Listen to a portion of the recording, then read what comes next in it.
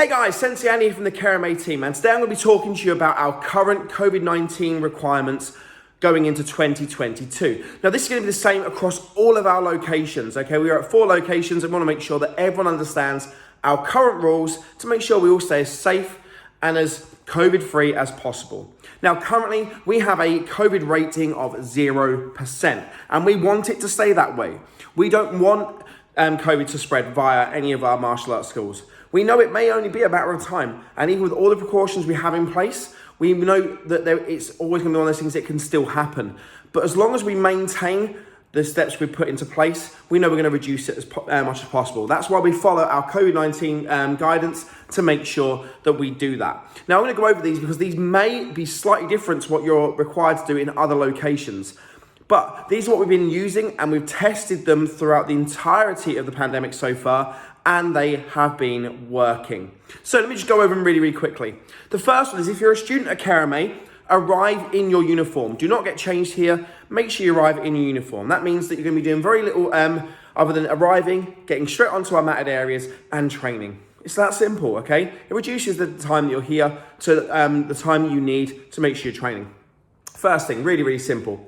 Now, here's the next one though. Do not attend if you or any of the members of your family have any symptoms of COVID-19, okay? Now, we know that's different to rules elsewhere. Normally rules elsewhere are if there's someone in your family that has it, but you are negative, you can attend. For us, that is not the case, okay? And the reason being is very simple.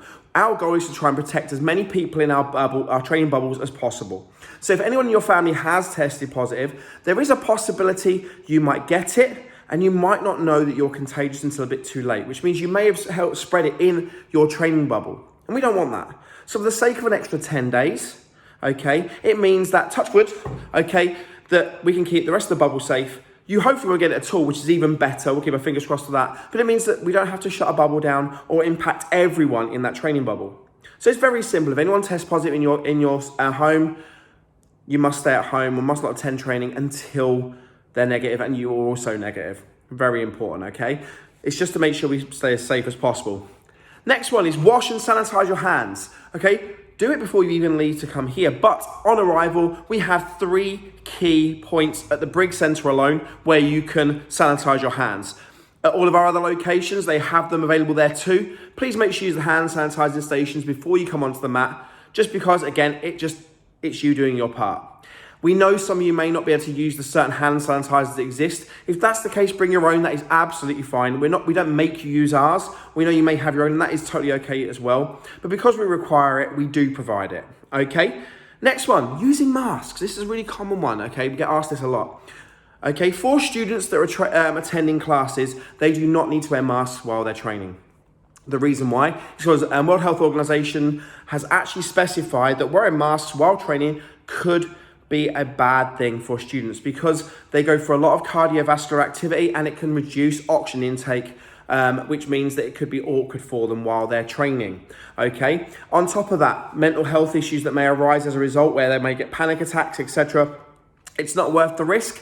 And like I said, so far, we're at a 0% COVID rate. So that rule seems to be working, okay? So as long as there are no symptoms from any of our students and they're training, they do not need to wear a mask, and that's a great thing. If anyone has these symptoms, they shouldn't be attending anyway. So it's a step in the right direction. But if a student decides they want to wear a mask while they're training, we also won't stop them.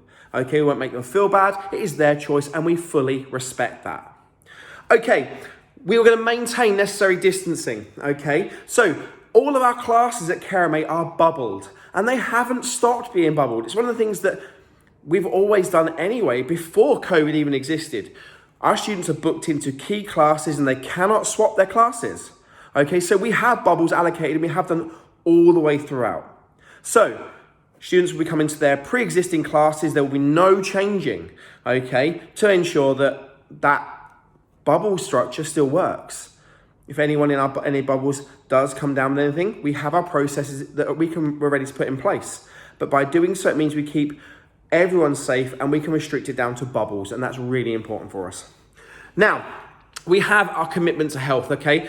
So what we're going to be doing is deep cleansing and sanitizing our centres and our locations, okay? Here at Brigham already, we have our own fogger, so we can fog our entire and literally disinfect our entire school in under 30 seconds. That's amazing, okay? And we can do that. It takes 30 seconds, okay? And it's actually touch dry within 2 minutes. So that's really, really good. And we'll maintain that. We're gonna keep doing that. Not because of COVID, but because it's a nice thing to do and making sure that you guys have a clean environment to train in. Okay, we'll sanitize common use areas regularly, okay, as much as possible. So any common touch points, we'll still keep doing that. Okay, as we said, hand sanitizer stations are available, okay, and you can use the hand sanitizers at any point during training. I have a couple of students, I'm not going to name them, that ask regularly, can I go and reuse the hand sanitizer? Yes, feel free. Whenever you're ready, go for it. It's not a problem, okay, as long as you're not there for the whole session. If you've used some hand pads or whatever, you want to just make sure you clean your hands, please do. We don't mind. Okay. Now, no students should be attending if they have any symptoms, as we said, or a member of their household has tested positive for COVID-19. Okay. Just simple logic, because we don't want to spread it and we want to try and maintain at that 0 rate. So make sure you guys know we are really, really cautious on this. Final thing, parents and visitors, okay? Parents and visitors are still currently welcome. However, we are asking a couple of key things. One, anyone coming to spectate must wear a mask. The reason why is we are not deeming that we need you to be testing to be here, okay? So wearing a mask is the least we can ask of you, okay? If you have a valid exemption, please do. All we're asking is anyone that's spectating anyway, please test yourself at least twice weekly. Just make sure you're okay. And for some of you, probably will be doing that for work, etc. Okay, so just stay as safe as possible, and not for your safety or your child's safety, but for everyone else in our buildings, because that includes the instructor team. And if any of our instructor team get any illnesses, it means that all classes don't happen whilst we recover. So please bear that in mind. Test if you can, okay, but when you're here, wear a mask unless you have a valid exemption, okay? It's everyone else that we need to consider in this, and that's really important, okay? Also, we're asking that any spectators maintain distancing where possible, okay? Because, again, it helps everyone else feel at ease, and that's important, okay? Our classes will remain bubbled, okay, and will remain separate from the spectators anyway, but we just want you to try and help us make this a seamless transition as possible. And we're going to keep our fingers crossed as an entire school that we can help get through this in 2022. Hopefully, so far, the outlook is very positive, and we're hoping that we'll be out of this by the end of this year, which would be great. So we want to make sure that by the end of 2022, we keep that 0% code rate, so you guys know that we did the right thing, and we continue to provide everything for our students like we have been able to so far this year, last year. We want 2022 to be exactly the same, where we keep offering more services, more benefits, and everything. Thank you very much for listening. I apologize, it's another person doing a video about COVID, but I hope you can understand why, and I hope this answers any questions. If not, drop us a comment below, ask away. We're here to help, and we'll do our best. Take care, see you soon, and we'll see all of our students back on the mat from tomorrow. Take care, bye-bye.